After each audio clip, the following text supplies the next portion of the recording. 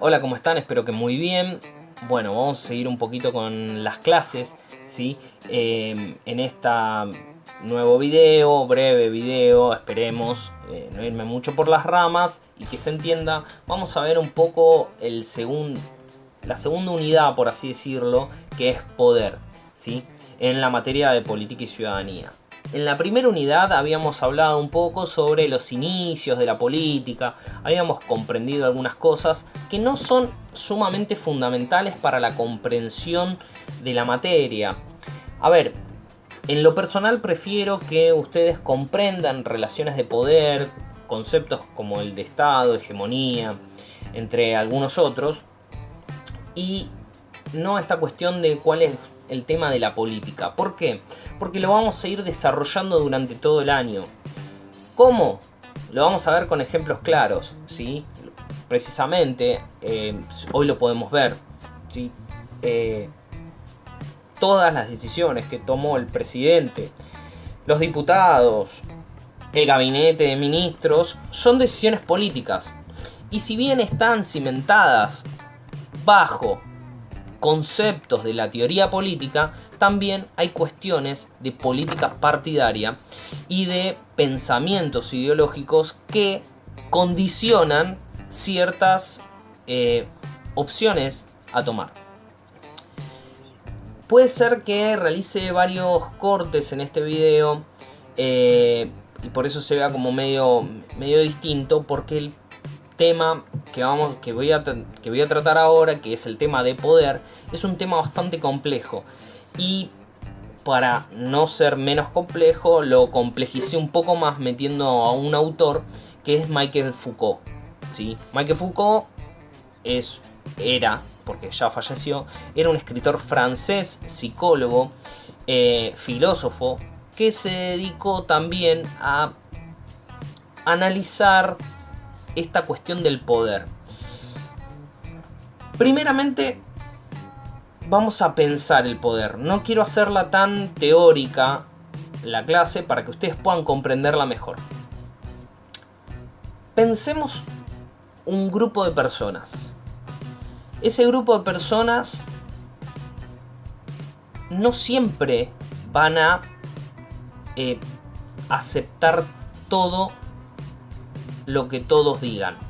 A ver, grupo de personas no tiene que ser porque es muy grande ni muy pequeño. 10, 20, 30, 40, 50 personas.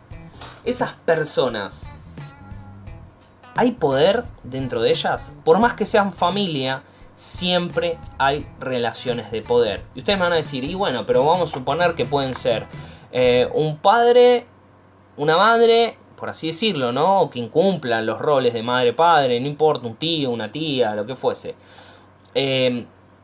Hermanas, hermanos y hermanas, todos juntos. Bien, yo quiero que podamos mirar a nuestro alrededor y ver que en todo lugar hay relaciones de poder.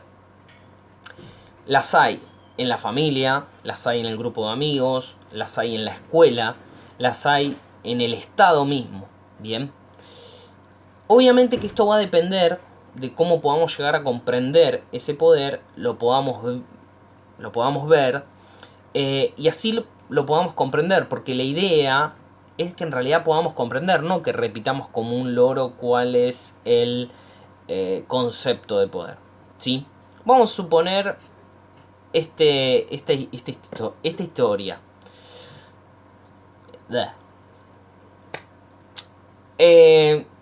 Grupo de personas.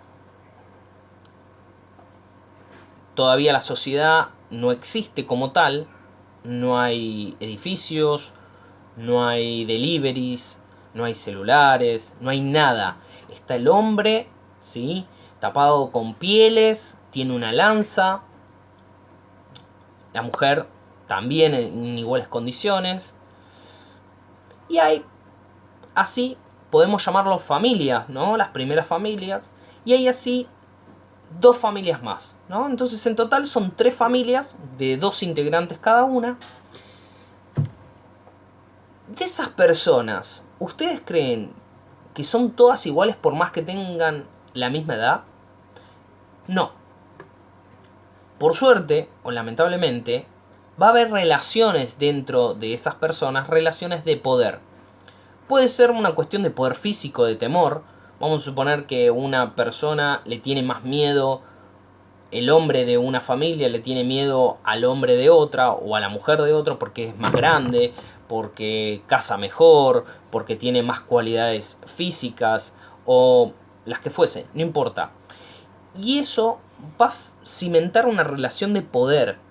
Y acá es donde en esta división y diferenciación de poder se van a generar otros tipos de cuestiones, ¿sí? Obviamente que si nosotros lo tomamos desde ese punto, en algún momento estas relaciones de poder lo que van a lograr es que haya también una distinción de clases, ¿sí?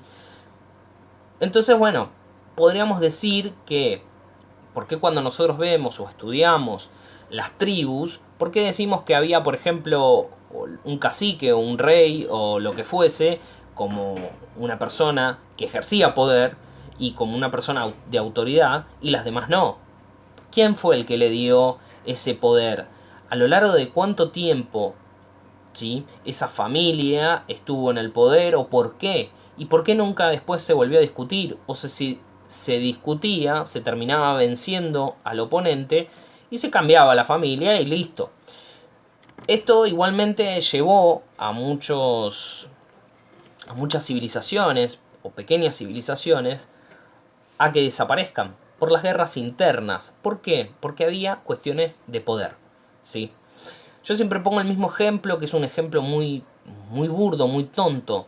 Pero vamos a imaginar un grupo de amigos. Un grupo de amigos sabe que quiere salir a bailar,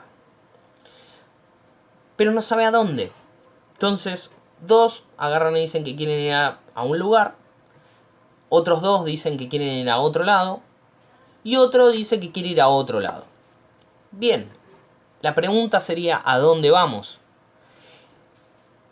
¿Cómo se responde esa pregunta? Bien, vamos a ir al que ejerza más poder, o al que pueda convencer a los demás de ir a tal lugar. Pero igualmente así va a ejercer poder dentro del grupo. ¿Se entiende? Bueno, imaginemos este mismo ejemplo muy básico, en una sociedad. Bien, vamos a encontrarnos que existen diferentes formas de ejercer el poder. Algunas veces convenciendo al otro, algunas veces coaccionando al otro.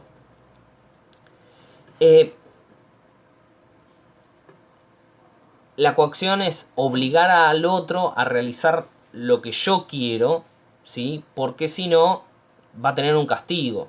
Bien. Entonces estas relaciones de poder van a ser, el Estado lo que quiere es que todos vayamos más o menos derechito o cumpliendo las normas y demás. Pero el Estado no solamente ejerce el poder, también lo ejercen las personas.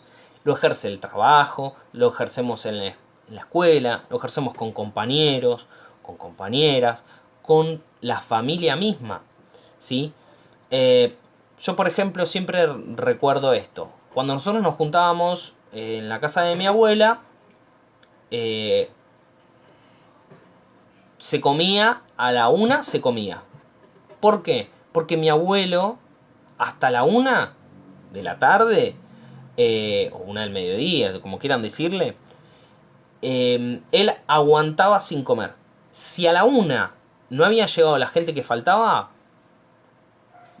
nosotros empezábamos a comer. ¿Por qué? Porque ahí quien tenía la autoridad, quien tenía el poder, era mi abuelo. Y nadie lo podía discutir. Y si alguien lo discutía, se generaba un conflicto, ¿sí? Igualmente, más adelante vamos a ver que muchas veces quien tiene poder no es lo mismo poder que autoridad, ¿sí?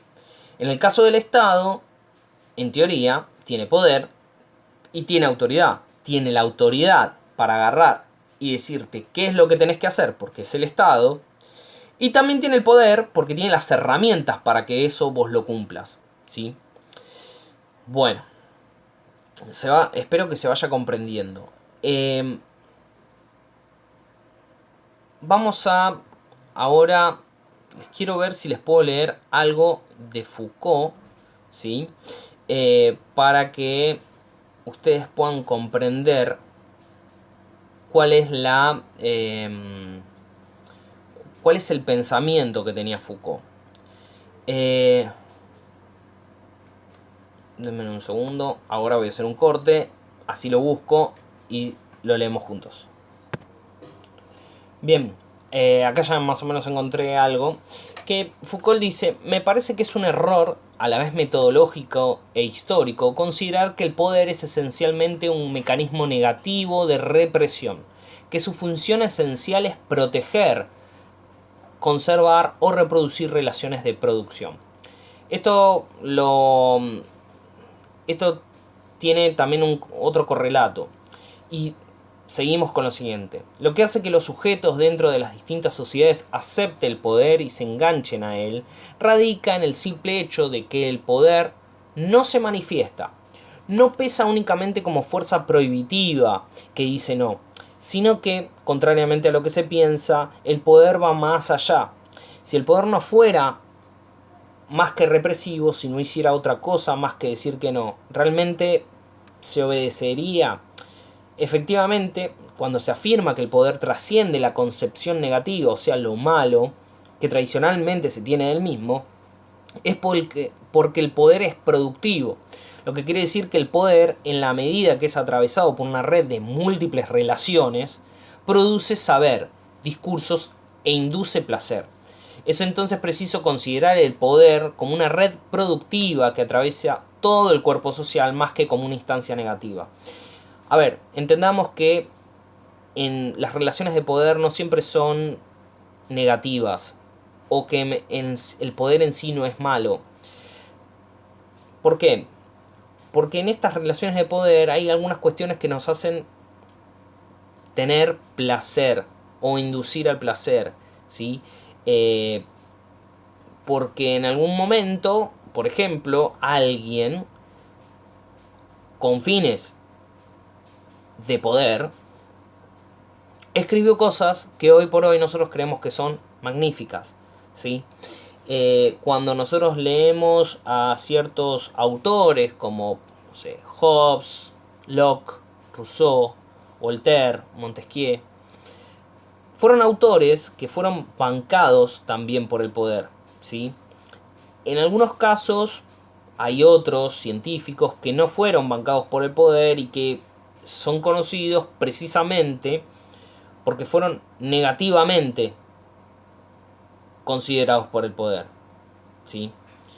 Pero en estos casos, cuando se teorizó sobre el Estado, sobre la propiedad privada y demás, tenían un fin que era precisamente el poder, o acrecentar el poder, o ver las cuestiones de otra manera, ¿sí?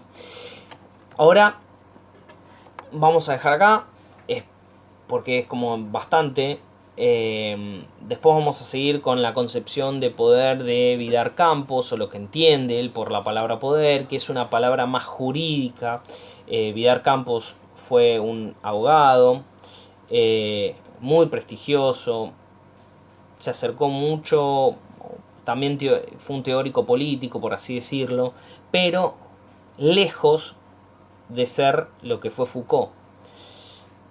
Foucault era más filosófico, venía de otra, digamos, otra rama, una rama más de la psicología, intentando comprender más al ser humano, y Vidar Campos es más jurídico, bien, entonces va a ser diferente las concepciones. Por eso quiero dejar acá, quiero que realicen las tareas, la actividad. Si no comprenden, me pueden llegar a preguntar cualquier cosa.